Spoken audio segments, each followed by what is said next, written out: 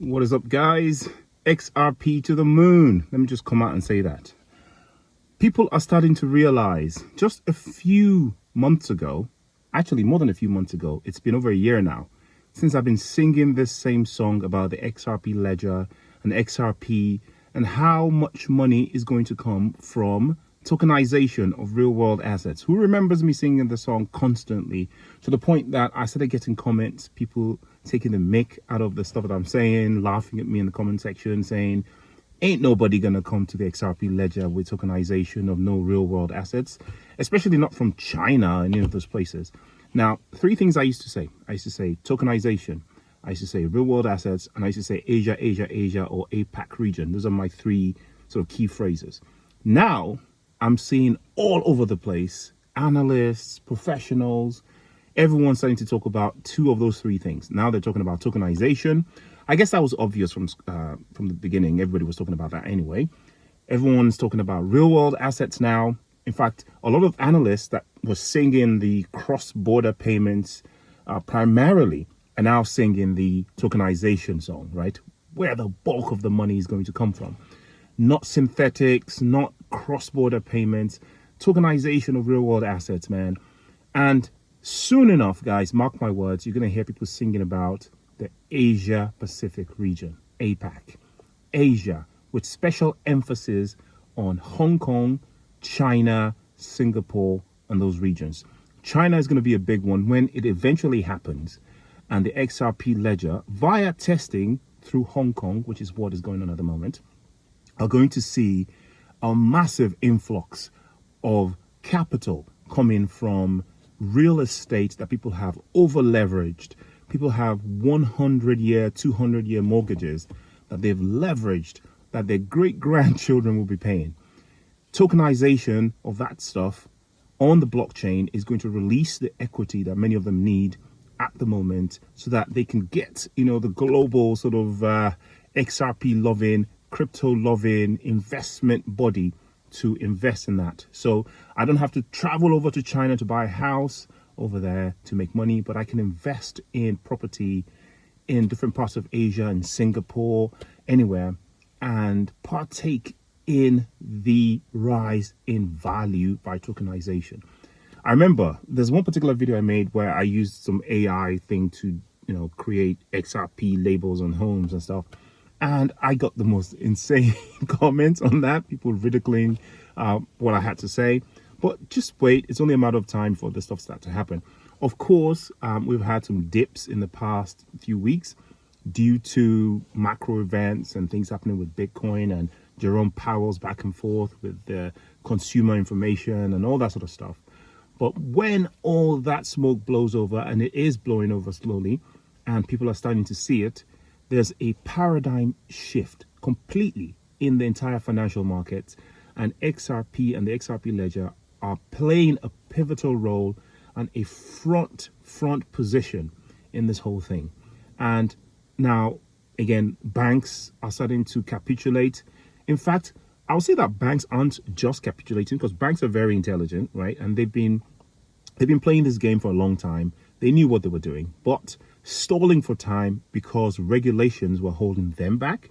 Now that the regulations are rolling across the world, we have MiCA in Europe, we have our own stuff here in the UK, you have regulations, Genius Act, etc., coming out in the United States. Every day now we're hearing a different bank talking about, oh yeah, we've been using Ripple payments. Oh yeah, we've got some XRP plans. Oh yeah, we're using this custody stuff that XRP is involved, or Ripple's collaborated with this, blah, blah, blah. We're using them for custody. Oh yeah, we're going to be offering crypto in your mobile app. Oh yeah, you can now withdraw or pay in crypto in our banks. The video I made just a few days ago, weeks ago, sorry now, that I did in the Arsenal, during the Arsenal game, about ATMs being banned across the world, or being at least frowned at, especially in the United States. That's crypto ATMs. Now, it's not the ATMs and the crypto that they have problems with. They have problems with the fact that they're not in the banks. You mark my words, there's coming a time where your ATMs, where you pay in and withdraw cash at the moment anywhere in the world, you're going to have an option for crypto come up on that, either for deposit or for transfer or whatever. Those ATMs, as they become more and more useless, as people spend less and less cash, they're going to be transmitted into crypto ATMs, where you can do transactions. Much like, if you come to England, right, in London, we have those red phone boxes all over the place. Used to be sort of for making calls, right? Iconic. Now, in most neighborhoods outside of London, those phone boxes have just basically disappeared. But in some parts of the country where the iconic ones still remain, they've been repurposed for different things. I've seen them repurposed as little stores, little shops. First of all, there were, internet access points where, Wi-Fi was transmitted from there. I've seen them used as phone recharge centers. I've even seen them used for advertising. The latest thing I saw actually now is they're being used for medical emergency spots where you can have a defibrillator or some sort of first aid kit, and you can type a code and you can access all that stuff. So all of those iconic things are now being repurposed because of the paradigm shift of everyone now having a mobile phone and no one needing, these phone boxes anymore. The same thing is going to happen with ATMs as we move into the era of cashlessness. Unfortunately, some people are lovers of cash. I am. We're going to see these infrastructure that's built around cash and stuff like that being repurposed for crypto. And it's just such a no-brainer that these ATM machines are going to be used as crypto ATMs. It is what it is.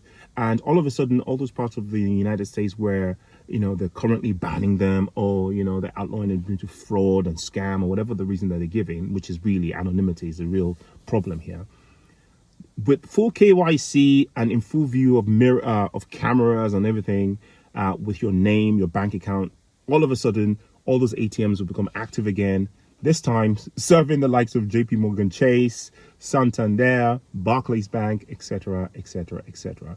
So the banks know what they're doing, okay? And they've done their best to stall for time, to hold you back, to delay things, to discourage you from front running them. Because, banks have been around for such a long time and they're not successful for being stupid, right? They're very intelligent. They're very, very intelligent people at the helm. Unfortunately for them, we just were so lucky to have preempted them with this crypto thing, right? Especially with, Bitcoin and stuff like that. And XRP, of course. That now they're the ones playing catch up. And God knows they've done really, really well. Because if they hadn't embarked on this massive, giant FUD campaign over the years, then the paradigm shift would have created billionaires all over the place from just random geeks and just people with computers.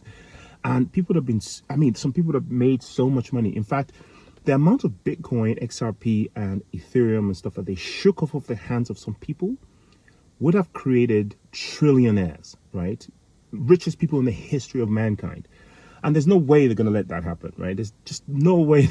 So, of course, we have diamond-handed people. We have some of the elite now that hold so much Bitcoin, Michael Saylor, etc., that it's somewhat acceptable to have some of these guys. And now with entities like BlackRock having so much power in the whole sort of Bitcoin ecosystem, it's now acceptable for Bitcoin to be released and unleashed and crypto to be unleashed, because now sort of the powers that be are now also the powers that be in crypto, if you know what I mean. So yes, there are going to be a lot of millionaires and billionaires created, but this is within acceptable parameters for the establishment. So some of you guys that didn't get perturbed, didn't get shaken, congratulations to you guys. We are going to witness the parabolic run. It's coming. I know it might seem like it's not. It's all part of the FUD. It's coming. I'm extremely excited. So excited, so much so that I bought some more crypto this morning, as usual, dollar cost average. But this is not financial advice. Of course, your own research. I'll see you in the next one.